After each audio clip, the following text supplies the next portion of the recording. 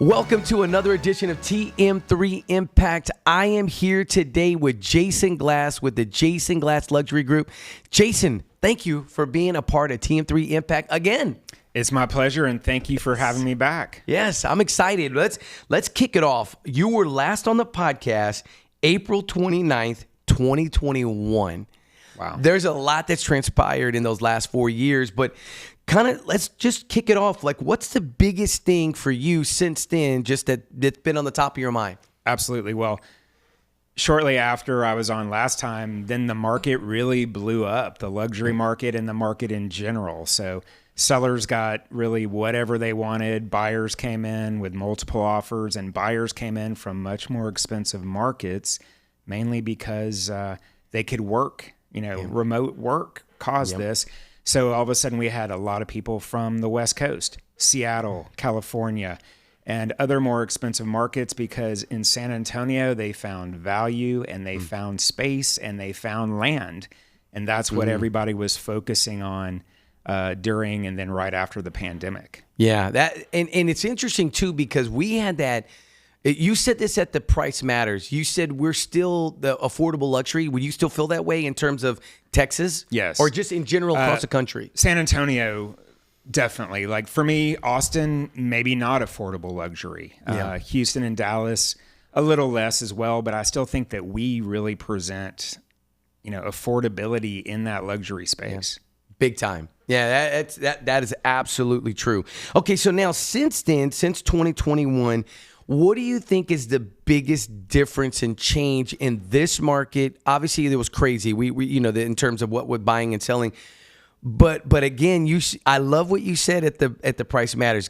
Go watch that YouTube. The YouTube is out. Have you seen it yet? No. It's awesome. The YouTube is out. Go watch that. You talked about, hey, I want to see those $1 million listing guys come here. We're in hard mode. Talk about that. Absolutely. And no slight against those guys or those television productions, because of course they want to see the most glamorous stuff in LA and New York and things like that. But they have so much more money in those cities. They often will just sell things from having a broker open or things like that, where we have basically 98% fewer sales above $1 million than those major markets. Yep. So for those of us that practice luxury real estate, it's really like finding a needle in a haystack. Yep.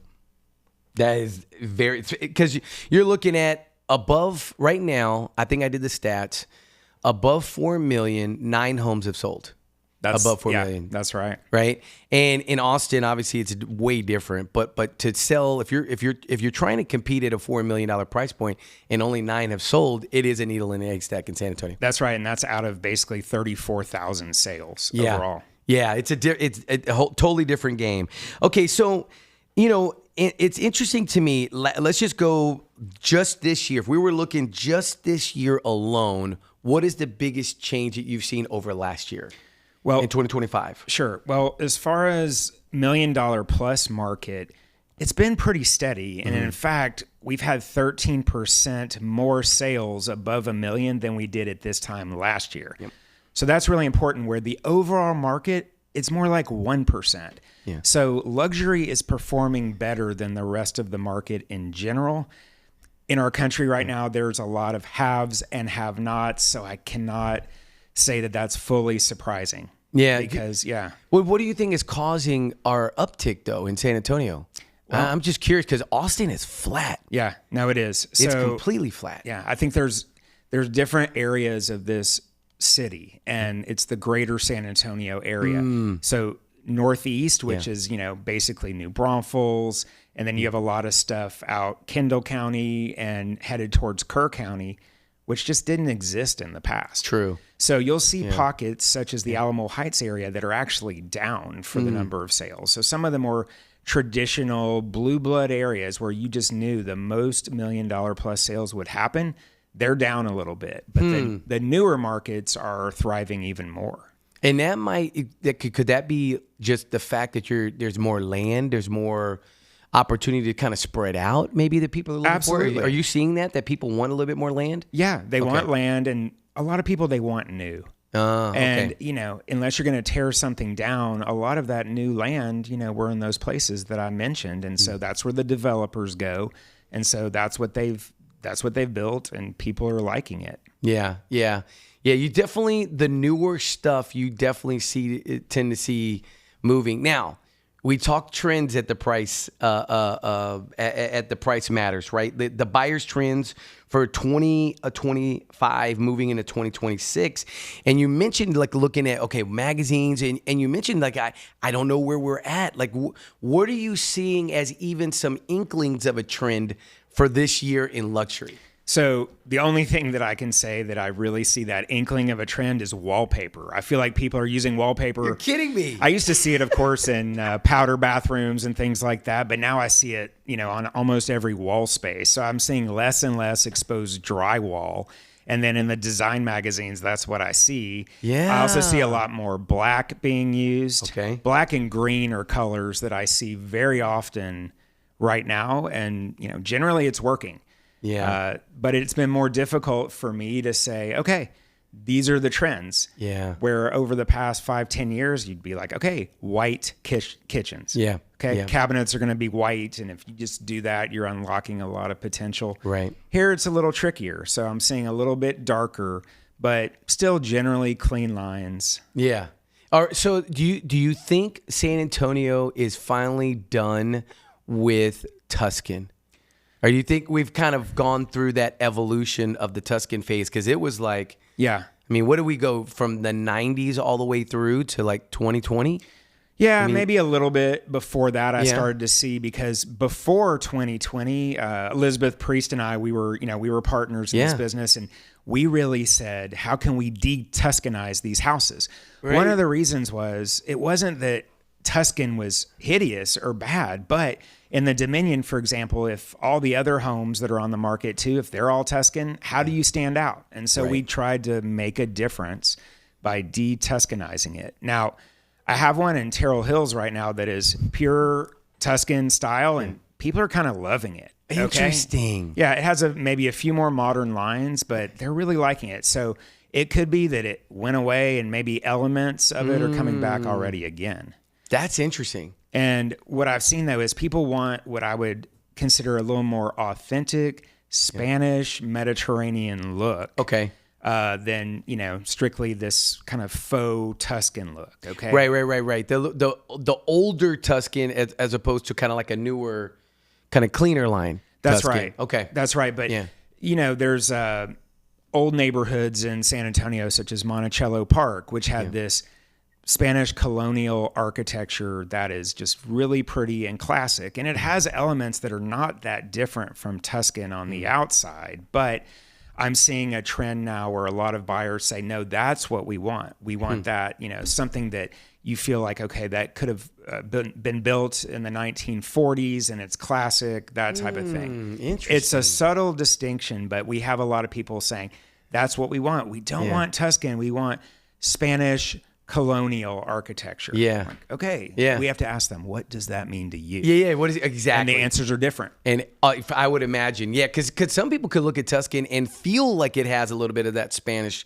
flair to it a little bit, right? 100%. Like just depending on, what you've seen in the past. What is your take on, because you have a new modern that you have a new listing that's super modern, almost Lake Flato. I don't know who designed it. Who designed that one? It's a couple that used to work for Lake Flato. Okay. That house, I saw the video. I got to see the inside of that. Next time you have something, I want to come. Love for you to see it. But talk about this clean line, this modern, because what I've noticed is that some of it doesn't date well. Like over time, it doesn't. I don't know how best to say it, but I get it. You know what I do. Help me explain that. Okay, so right now there have been quite a few homes built in a lot of the really nice high-end neighborhoods throughout our city that they are gray stucco boxes with black windows and metal roofs. Okay. That is the builders, that was their version of modern. Yeah. To me, that is just too generic, and I feel like those are really out of favor, and a lot of them are on the market right now. It's true. And they're sitting on the market, okay? So I think people want a little more of what classic modern used to be, and that includes mid-century modern. So the houses built in the 1950s and 1960s were generally one story, more horizontal than vertical, a lot of windows. And so I see we have a lot of buyers that they want mid-century modern.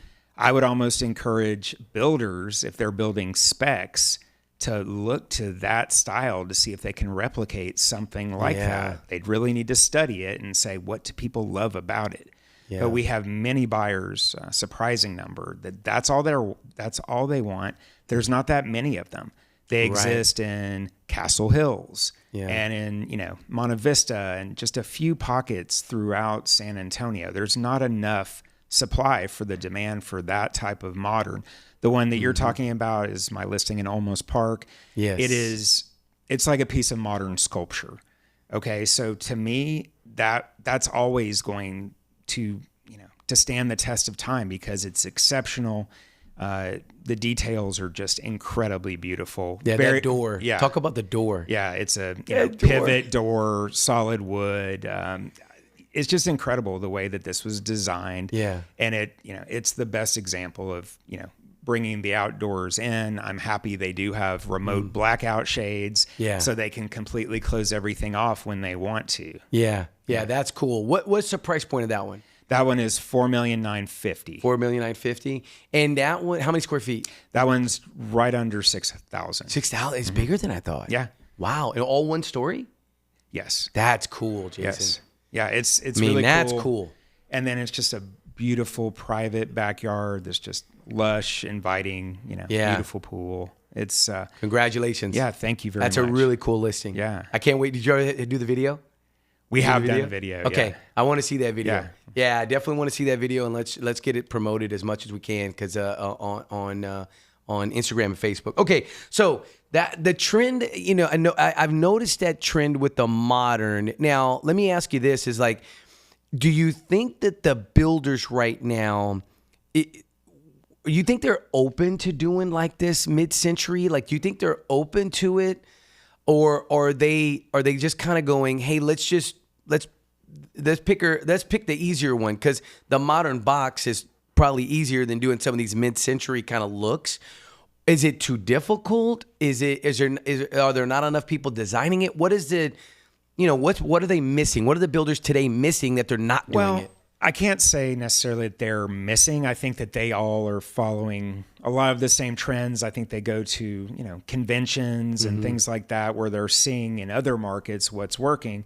Where we had the Price Matters panel there. Yes. So that street in the Dominion where they built very beautiful houses, but all but one seemed to have kind of a similar vibe to them. Right. Okay. They Which did. is modern and, just a lot of dry stack stone, that type of thing. So that tells me that, they're getting that from somewhere. Yeah. Okay? They're learning about that style and wanting to do that style. Yeah, it's interesting because the windows that Roberto put in his, the 14-foot windows, yes, remember that I one? do. I mean, he had to have all that completely custom to put all in. Now, but this is the interesting thing because when you walk through Jim Bowles' home, that first one, you walk through it and you're just like, this is beautiful. Like that's that Santa Barbara style. Exactly. But I'm wondering if people are fighting it because of the Tuscan outside. Right? I wondered about it too because I really love that house. I really do. Me too. And I think that you nailed it by calling it Santa Barbara style, which is a little different than Tuscan. I think it's a little more distinctive. Very. And more likely to stand the test of time. So I see that as a little bit of a mix of Spanish and traditional. Yes. And, I don't know specifically if, the Dominion just wants something that's more trendy than that. I don't know. know because that's an outstanding home. Yeah, when I walked through it, Benkan and I walked through, and I was just, as we were walking through, I was just like, this is a cool house. I was shocked that it hadn't sold. Yeah. So that was at 3. Do you know what that was? I can't remember what it is right now. Cool house though. Beautiful. Really, really cool house. Okay, so some of the we talked about architecture. Let's talk about outdoor living. What are you seeing as the biggest trend in this luxury market? Because I remember in 2021, I mean, we did see like people wanted bigger. Did you notice that? Did people want bigger houses? Was that kind of a trend? Yes. Are you seeing people kind of say, hey, I want smaller, but I really want to emphasize the backyard? Is the backyard more important than the house? Like, what are you noticing when it comes to the backyard in relation to the house? I haven't seen much of a move towards getting smaller. Depending on who that client is, some people want to downsize, but generally for that dream home, people are still looking to max out square footage, but they want a private backyard that works. Okay. So what I've seen recently is a trend towards some of the things that you'll see in wellness. Okay. So Yes. of course we're talking about swimming pool as always, but then you're talking about cold plunges, maybe a separate outdoor area. I saw this, this beautiful house in Alamo Heights where they have a separate outdoor area for wellness. So you have a sauna, cold plunge, pickleball court, massage area. You have this little outdoor, you have a studio that's detached that has infrared lights as panels on the wall.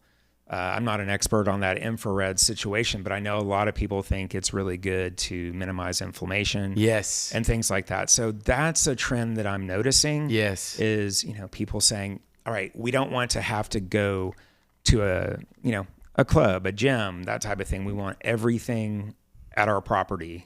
Smart. Yeah. I mean, that's smart. You had the one house with a full pickleball court covered. That was when you sold that one already, right? Did that one already sold? I did, yeah. Was that one the one on the on the cover? Yeah. Yeah, that was on the cover. Mm-hmm. That was a really cool house. Yeah. So here's my question. I asked this to several agents. What would you say is the percentages? Because I'm hearing mixed messages. Local buyer, let's say 2 million plus. Just if we just took that category, 2 million plus, local or out of state? 75% out of San Antonio. Out of San Antonio. Because Houston would probably be our biggest market outside of San Antonio. But yeah, the odds that that's going to be a local buyer, probably 20 to 25%. 20 to 25%. That's interesting. Yeah. That's really interesting to me. Do you think San Antonio is still kind of hanging on to this conservative, not flashy, that don't necessarily want to, like, they think of it as like, oh man, that's too flashy to have a 4 million or 3. What do you think that is? They don't have the money. Okay. We just don't. And, we are the second poorest city in the entire United States. Yeah. So again, that's why what BenCon does, what I do, and several of our colleagues, we're doing this on hard mode. Yeah. Okay. Yeah. Our poverty, it's just way too high. Yeah. It is. And we don't have the corporate growth right now. We really haven't had anything get close to replacing AT&T. And that was 20 years ago now. That's true. That they left for Dallas. Yeah. Which brings me to a great segue. Okay. So Marvel, like, this is a huge deal. We were just talking about that. Jesse and Steven and I were just talking about downtown, and there's already a hole where the Texas Cultural Center used to be. Remember that? That's gone. It's gone now. And so I was up. I took some friends up there and some family, and we were walking around the Hemisphere Tower, looking down, and I was like, man, they've already torn, the building's almost gone at this point, So when you think about Marvel, talk to the importance, because the vote is coming up, and I think this is a big vote for San Antonio, like huge. So talk a little bit about it and kind of your mindset on it. Absolutely. And I actually have a master's degree in sports administration, so I have studied the public-private financing aspect to new arenas extensively for the last 30 years. Generally, I haven't been a fan of public financing because these owners are extremely wealthy. But I think it's so important for us. First of all, it's not going to be that much public financing, and most of it will be from a tax that will not apply to local residents. Okay, Right. so explain that, because I think people are missing that, Jason. Because I've walked through that and I thought, people, because I keep hearing people say, well, we're going to have to pay for it. It's like, well, according to the way that they're going to raise the money, it's on hotel taxes, right, correct? The tourism. So that's a big piece that people need to understand. It's not necessarily coming out of the budget. That's right. Yeah. And I mentioned we do have poverty. We do have issues here. But in my opinion, if Project Marvel is approved, that will not take any significant money away from addressing those problems. Good. And I really believe that it can transform our city. It's what we need to bring more corporations here with either global, national, or regional headquarters. Also, it's more likely to keep San Antonio's most important citizen, Victor Wembanyama, here. Okay, Yeah. Wemby's our most important citizen because unless he gets injured, I believe he will be the most famous athlete in the world within the next 5 years. Absolute global icon, and he's a wonderful young man as well. He's just an absolute, something that we can be proud of, and we do not want him to leave, whether it's, he won't sign that second contract or that the Spurs relocate. Yeah. We cannot have either of those things happen. Yeah, I agree. I wholeheartedly agree. When is the election? Is that, or the vote for that? I think Is it it's November? first Tuesday in November. It's in November. Yeah. And so obviously there's going to be people that you're going to come against that are against it. So if you meet someone, your number one reason is what? What is the number one reason? Without this happening, I think we're just a bigger Brownsville.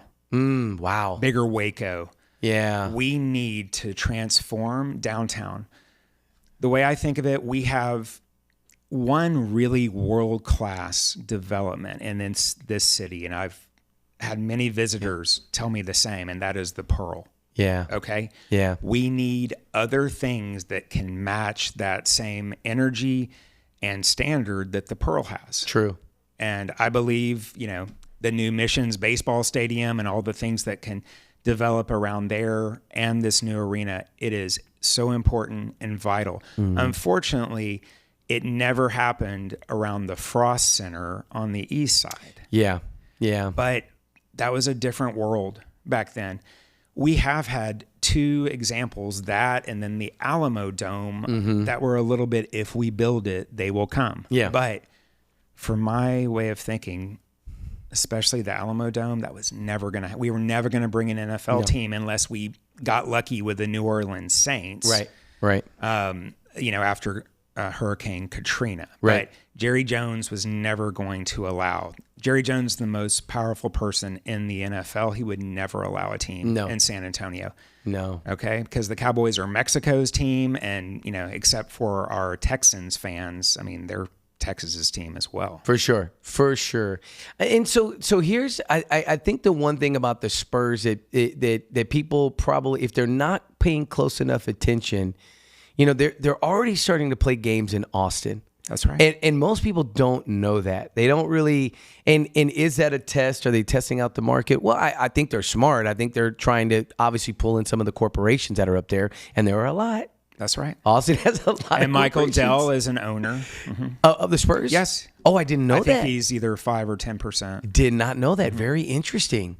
Well, he could definitely make a very strong arm play. He sure could. If we don't figure this out. That's right. So have you been to DC recently? Maybe in the last probably 3 or 4 years, downtown DC? I was there just visiting colleges with my daughter, but Okay. I don't think we went downtown. You didn't go downtown much. So the walkability obviously of downtown is amazing in DC. But they've got an NBA arena, they've got an MLB arena stadium, and it's all literally downtown. You can walk to it. Same for Phoenix, Denver, and several other cities. In LA, Yeah. LA has their stadium and everything in LA.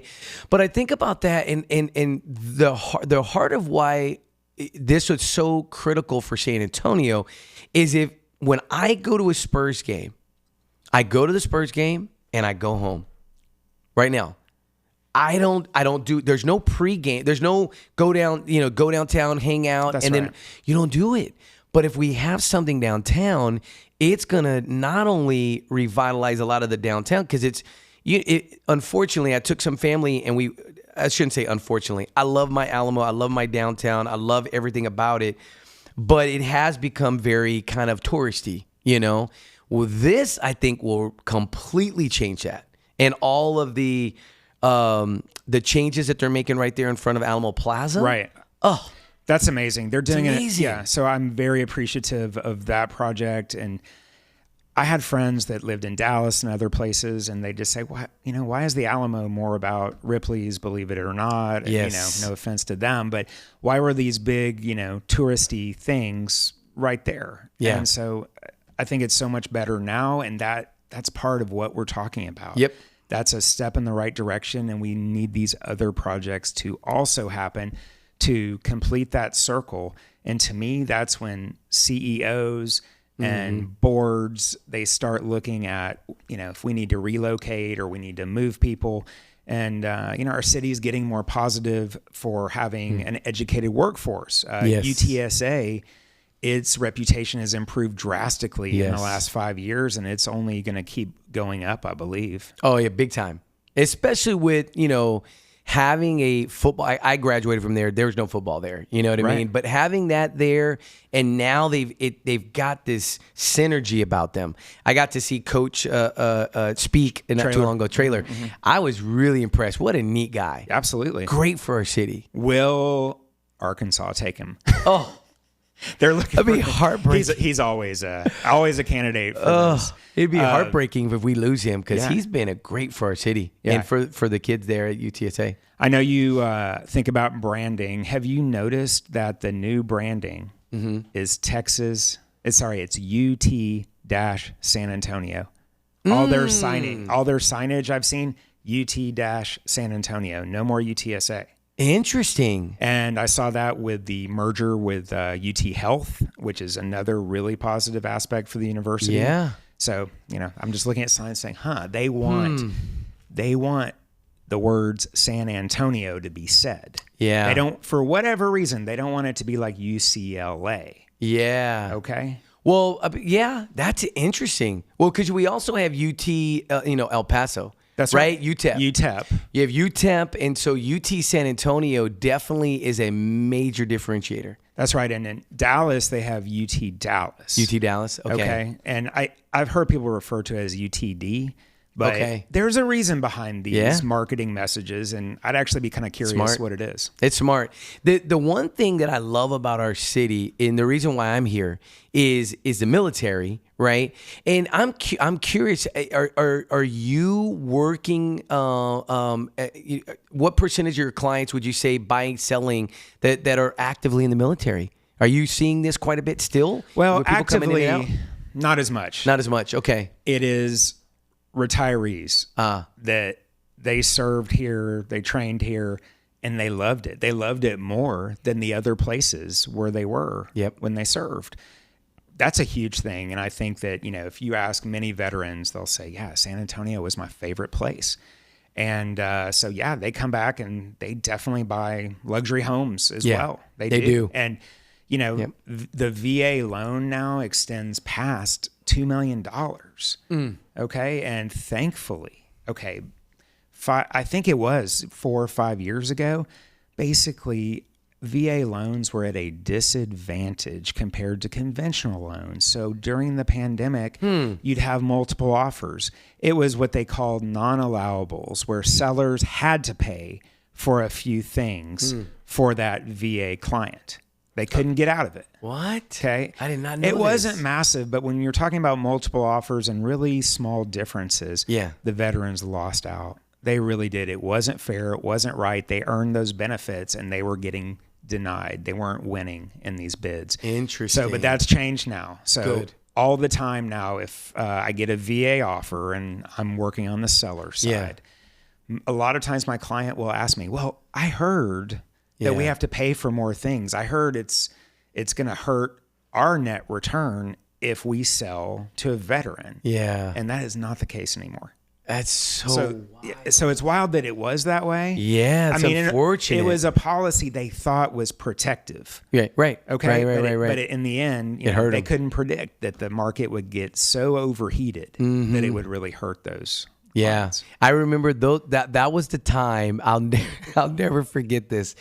This is where people would put in letters. Oh yeah, letters of the heart. I'm getting them again, by the way. Is that right? Yeah, which that's got to be a wild. Think about that. That was a wild time. I'm going to write a letter of why you should pick our bid over this bid. Yeah. Wasn't that wild? It was. And of course, there definitely were complaints to Trek about, so now it's like you have to be an excellent writer or you have to have the cuter family to win these houses.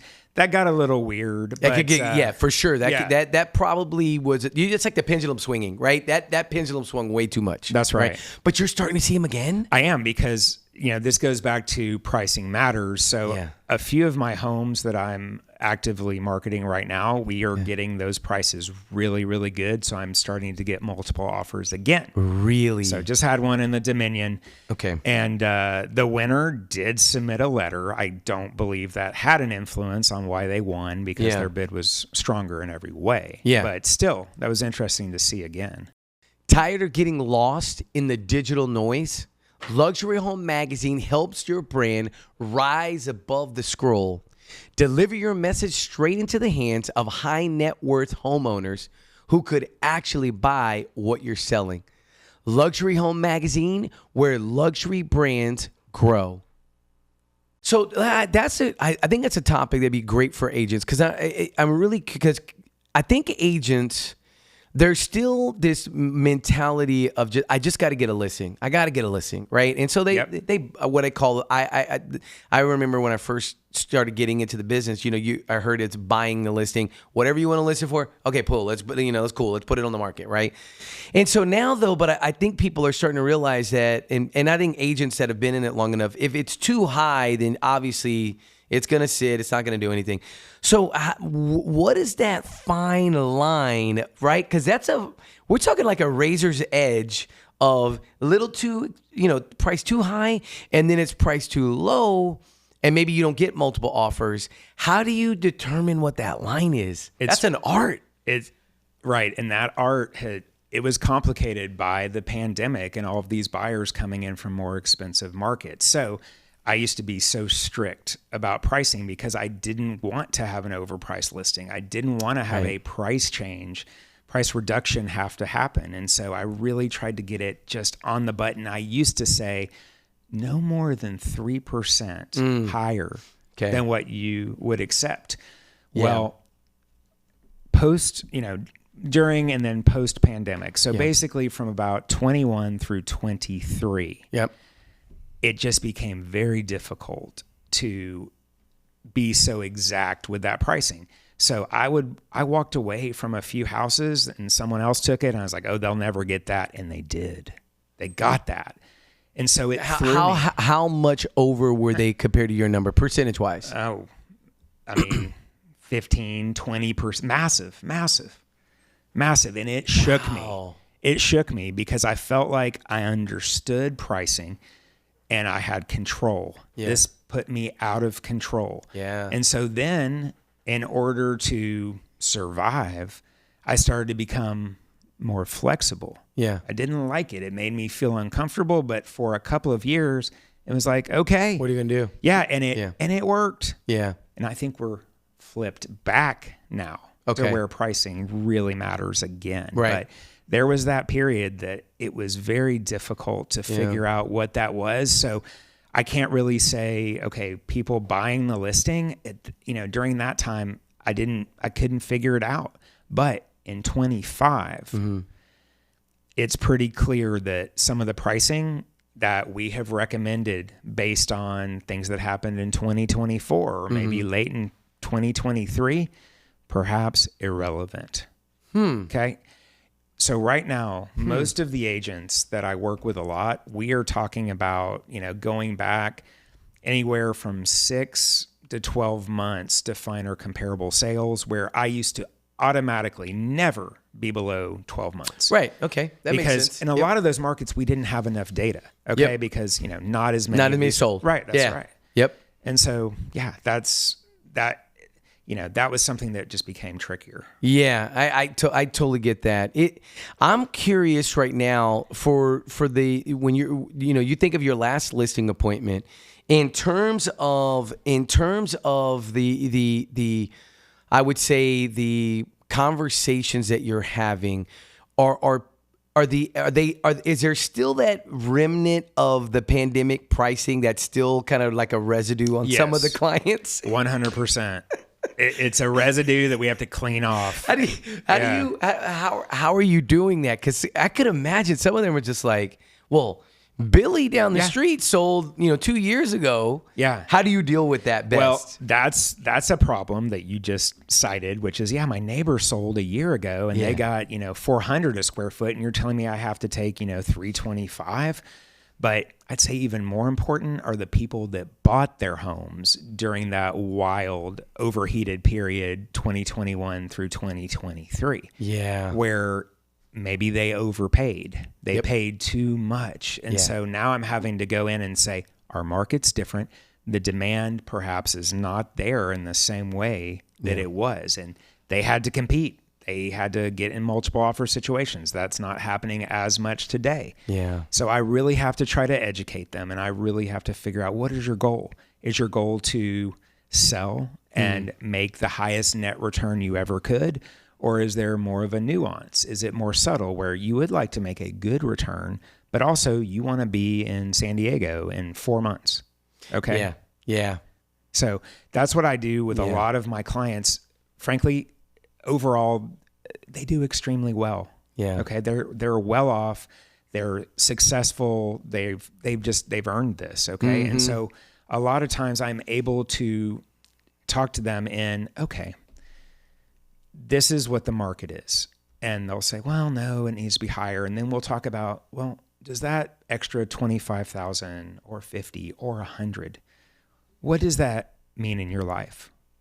And at the end of the day, most of them tell me nothing. Yeah.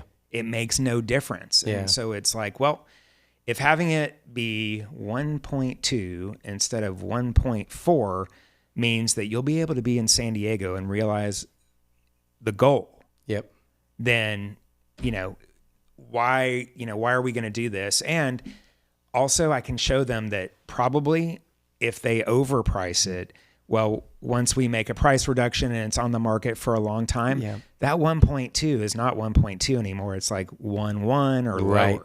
Right.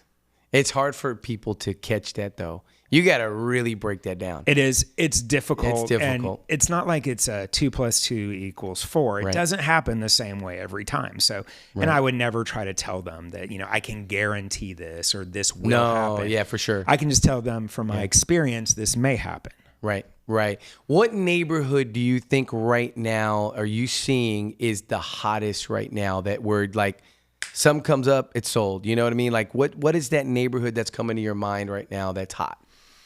Well, okay, so there may be more than one. Yeah, I mean, I see things like out on Scenic Loop, like there's Pecan Springs and that area where you're getting a lot of land, an acre or more.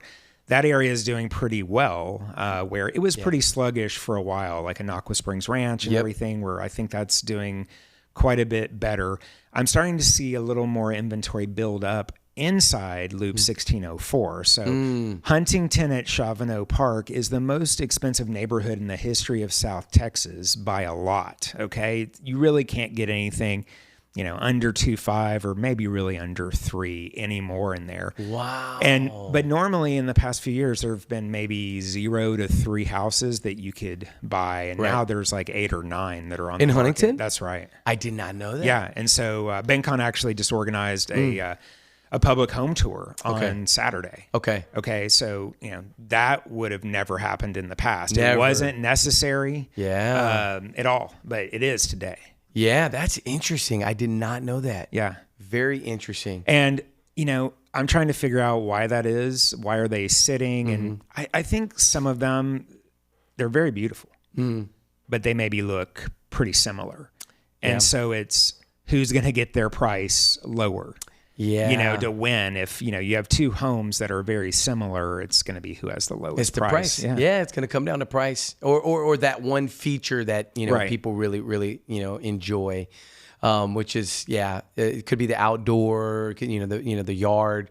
Interesting. What other neighborhood? Is there any other neighborhood that comes up to mind? Yeah, Inverness, Inverness. which is also inside Loop That's a cool 1604. It's beautiful. It's probably my favorite aesthetically. And people, I would say, they love to stay in the neighborhood. So a lot of people in there, they have the big houses and now they want to downsize. Of course, everybody wants a single story house, which they don't have very many of. Yeah. That's something that I wish I could convince people to let go. Buyers in the luxury market, I'd say 80% of them want a single level home without steps. Yeah. There's very few of them. Very few. And usually when you really drill down with these clients, they'll say, oh, well, a couple of steps are fine. It's not like we're in a wheelchair. Yeah. Okay. That's not what we're looking for. Yeah. But as we're getting older, we just want to make sure that we don't have to go up a lot of steps. But then when they really see what's available, they'll say, well, if there just is one game room upstairs, that's okay also. Right. Okay. Right. But it's kind of crazy to me because I'll see buyers in their 30s and 40s who they say, oh, I've got to have a single story home. Yeah. And it's a preference. But then when they see what's out there, they start to understand they're probably going to have to custom build that if they want it. Yeah.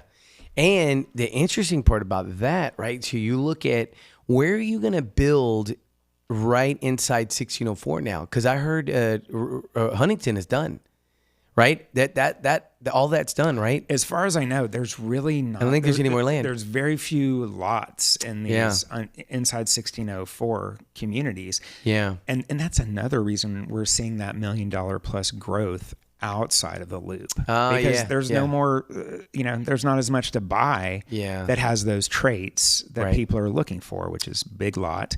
Yeah. That's why another neighborhood, Chavano Creek, which is within Chavano Park.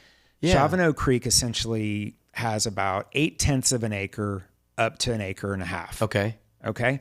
These houses generally were built 20 to 30 years ago and usually very large. Almost all of them are more than 4,000 square feet. Quite a few, more than 5, 6. And that neighborhood has been incredibly hot this year. And I think it's because of this. If you want a big lot in that general north central area, your other choices are Huntington, where it's hard to touch anything that's less than $3 million. Right. Or Hill Country Village, where, you can get even more land, 2 to 5 acres. But those prices, again, are probably going to be higher. $3 million plus unless you're tearing down or, just doing a major renovation. Yeah. So in Chavano Creek, generally people are going to be able to get something $2 million and less that has a lot of those same things that people love about Huntington and Hill Country Village. But at a better price point. Yeah, interesting. And would you say that Hollywood Park? I've always been fascinated with Hollywood Park just because I feel like that little pocket, connected because it's like Hollywood Park and then Hill Country Village. That's right. They're kind of interconnected. Wouldn't you say that? But I just think that little pocket of homes in the size of land that you get for the bang for your buck there, that could be another of a kind of evolution of kind of like what, from an Alamo Heights standpoint, but on the north side, you've got these older homes where people just kind of tear it down and they build up, or they just remodel something there. I've always loved that. Are you seeing any of that going on right now? Yeah, it's a great point. I'm glad you brought it up. Hollywood Park is another one of those neighborhoods that has just been on the come up for 2-3 years now, where I think they had a $2 million sale the other day. I mean, this used to be awesome. A solid 500 to 750 neighborhood. Yep. Now there's so many sales above $1 million, and I do believe it is that connectedness to Hill Country Village, where Hill Country Village's prices just escalated so much, and those lots 2 to 5 acres. Hollywood Park usually about 1 acre, and so people said, 1 acre is enough, and it's basically the same place, same types of trees, same place. And so and I saw this growing up in Dallas where, you'd have these neighborhoods that were the most desirable, but after a while, there just weren't any homes or lots that you could get. And so slowly but surely, the neighborhoods that touched and bordered those extremely expensive neighborhoods, they started to have tear downs get built into massive luxury homes. Yep. And we're just always, a couple of decades behind Dallas, but that's what I'm seeing. I'm seeing it like in Terrell Hills in the non-Alamo Heights School District section. Oh, interesting. Okay, because that's been a place where you could find homes and lots that were generally less expensive because that school district was not as desirable. But after a while, it's like, well, there's not an amazing house that I really want that's in this Alamo Heights School District, but just down the street, same street, it doesn't seem any different.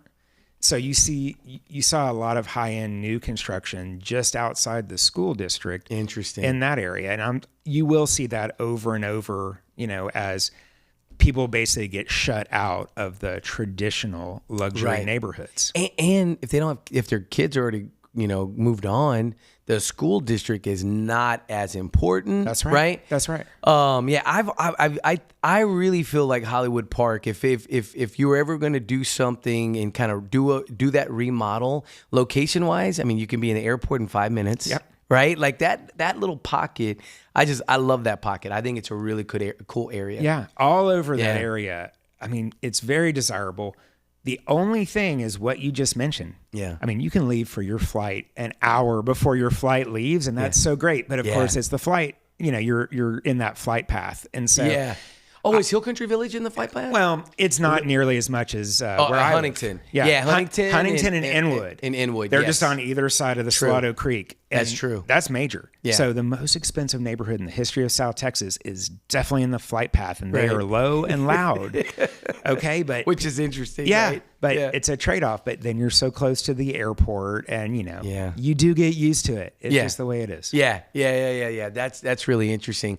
All right, so wrapping this up, I'm curious, just where do you feel like we're going to go from here? Like if we kind of rub the crystal ball and look at the end of 2025, we get Marvel passed. Let's get that passed, right? And where does this look as we move into 2026? Where do you see luxury for the most part, and then kind of the overall market? What does your crystal ball say in terms of where we're headed? Absolutely. So if Marvel passes, I'll be extremely bullish on the future of this city. And that goes for all aspects of residential real estate. I really do, because I think if Marvel passes, all of a sudden you'll see a lot more action on these high-rise condos that are downtown. You'll have developers come in and build more. People will want to live around there. Where right now, they've built a few projects and several of them are quite nice. But there's just not enough demand for them. Okay. So that segment of our business, I think, would really escalate in a positive way. It's good. Yeah. And I think you're going to have more people really looking at our beautiful city, because we are beautiful. Our city is geographically and topographically very beautiful compared to a lot of major cities in the United States, but we haven't had a lot of those high-end amenities done to the standard that exists in other cities. So that will really help. Our business for our team this year, at the start of the year, first and second quarter, I was very much preaching survival. Okay. As we sit today, I actually have to look and I have to say, we've actually thrived. And that's awesome. It's really surprising. And I'm not sure if it was based on the announcement of tariffs, but we were worried that would kill off a lot of things. Well, it did in specifically the second quarter for us. It was June. We had one sale. We usually have about 12 to 16 sales, and we had one, and that was fairly typical for my colleagues as well. Well, what is not typical is we just sold 12 in September. Okay. That's wild. And we've already got 10 million on the books for November, and that is so much higher than the past. The other day, Bennett Kennedy, who's the Bernie expert on our team, he just called and he said, "Hey, I just put $5 million under contract today." Today? It was 3 days. That's 3 days ago. On Wow. Monday. On Monday, he said that. That's amazing. And so it's like I look at what our team is doing, and I'm like, it's not about surviving anymore. We're actually thriving, and we are going to, beat last year's sales production, which I never ever could have thought would happen. That's at awesome. the start of the year. So that kind of thing tells me that maybe we just went on a little pause. Yeah. Yep. But at the end of the day, we're still going to have really good sales in that luxury space. Yeah, that's awesome. That's really good news. But you did bring up something that I think is real important, and this is the team aspect. I was it around 20? How long is it? Has it been 6 years? 5 years. 5 years. Okay, so it was you had just done the team when we did our last That's podcast, right? Now knowing leading this team.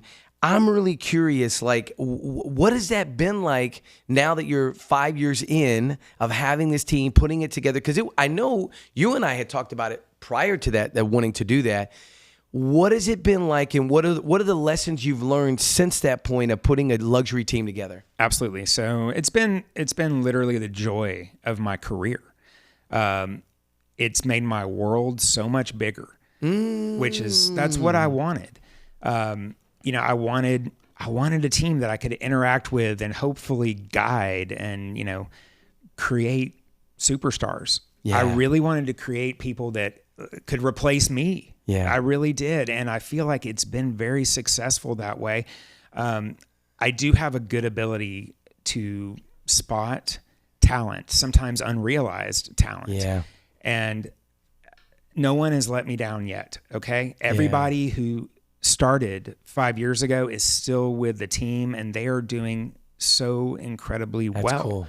And credit to them. They've taken the lessons they learned, and then they've put them into action. So everybody that's been on the team at least 2 years has had years already where they've exceeded $12 million in production.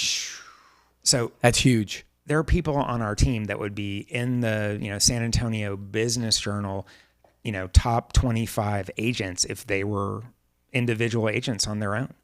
That's amazing. And, but I know that they are happy. That's the only thing I talk to them about. You don't necessarily get that recognition at the award ceremonies and everything. And so I try to love on them. I try to really, give them props because they deserve it. They really, really do. I've been able to hire a couple of native Spanish speakers in the last couple of years, which has been a really, really great addition to our business. Yeah, smart. Yeah, that's smart. What do you think it is why in the luxury space, very few people create teams? Especially in San Antonio, right? You don't see it. And when I think about it, I go, this is a no-brainer because, having a team makes what you do better because now you got more people to help you. And as you said, I love this. You made your world bigger by creating the team. And so why do you think so many people or agents kind of don't want to have the team? What do you think that is? It's a good question. My template was basically like a small high-end law firm that you'd find in major cities. Okay. So I sought out people with education and experiences and, they look good. Okay. It's not about, that they're super hot or anything like that, but they need to look professional, understand how to dress, how to present themselves, and how to act. Okay. Yeah. And so also I did what I don't think most team leaders would ever want to do, which is I basically do not work with buyers. Okay. I have tons of buyer leads. Yeah. And each of those go to my team. Yeah. And so the reason for that was I wanted to have a thriving team where people did not have to leave once they became massively successful. They didn't because they were getting great leads from me. All of my team has received several leads of over $2 million clients that they've closed. Yeah. And, is that financially a great decision personally for me? I don't know. Yeah. But does it make it a great place to be and work? It absolutely does. 100%. The team concept, a lot of times you've got the big boss and then you've got the minions below them. And then when the minions grow up and blow up and then they leave so they can be the big boss. Well, I wanted to do something where they didn't ever have to do that. Yeah. Okay. And they were able to brand themselves as individuals within the team. Yeah. That type of thing. So I hope that others will look at it because I think it'll, for me also, I'm going to be 55 in January. Okay. And I love this business really more than I ever have. But some of that is because I really now get to choose exactly what I want to do, where in the past I'd do, everything. Right. Okay. Right. Well, now I don't. So I really love it. But as I get older, I want to be able to do what I want to do. And if I want to be gone for 2 or 3 months, I want the team to be able to, thrive anyway. Yeah. I think it's smart. And congratulations. Because you've definitely set the stage for luxury agents to think about it.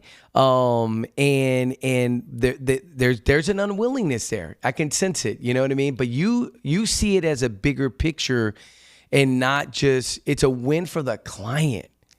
Right? Like at the end of the day, it's a win for the client. They're getting somebody to fully pay attention to them. And then it's a win for you because you also get to take care of your selling clients, and you're all in for your selling clients. And then all the buyers, you've got leads for your team. That's right. It's beautiful. I can give you a quick example where we had a photo shoot at this beautiful house in Cantera Hills the other day. And so I know my client a little bit, but not that well. And so when I went over there, I realized her 90-something-year-old mother lives with her, and she only speaks Spanish. Okay, so I brought Maria Rivera on the team with me to this photo shoot.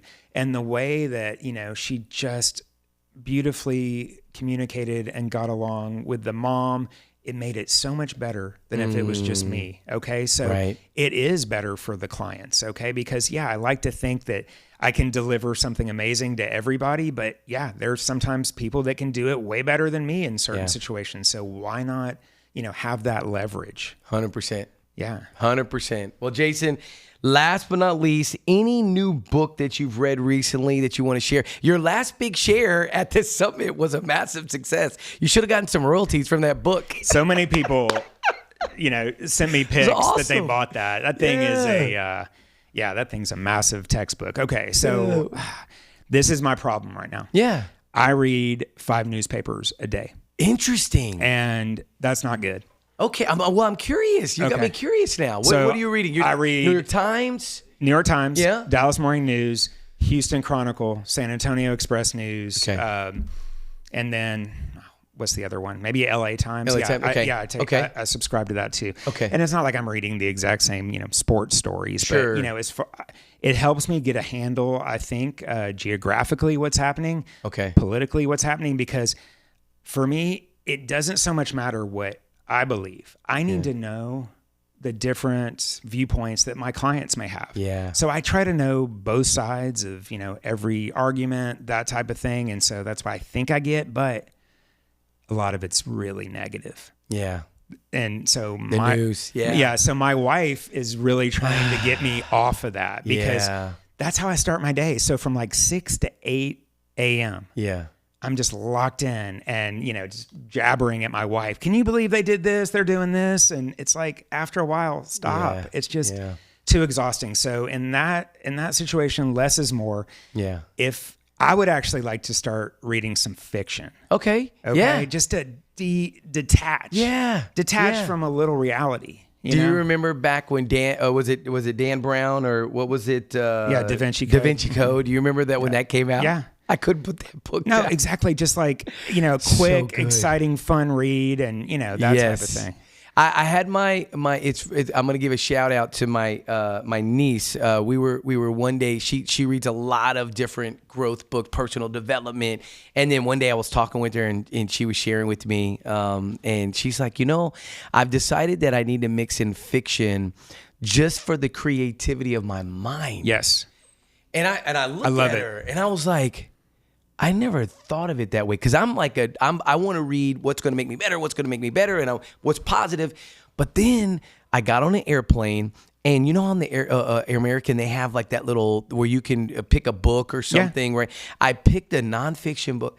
Jason, I was mesmerized. I was having this book read to me, and the story and the way that everything was unfolding, I felt like my brain was just creating the image and was just more creative. Yeah. And it's really interesting. Women have this so much better than men. They have book clubs, and a lot of that is fiction. And I think there should be men's clubs that are more like that as well, because what you just described, that is positive. Yes. I am a born contrarian. It's both a positive and a negative for me. Okay. And so, I tend to say if everybody's reading this, then I don't want to read it. I want to be, but that's not, a lot of those things are popular because they're effective and they can make positive change. So I want to be more open-minded to, just getting away from the newspapers. No, 100%. Yeah, 100%.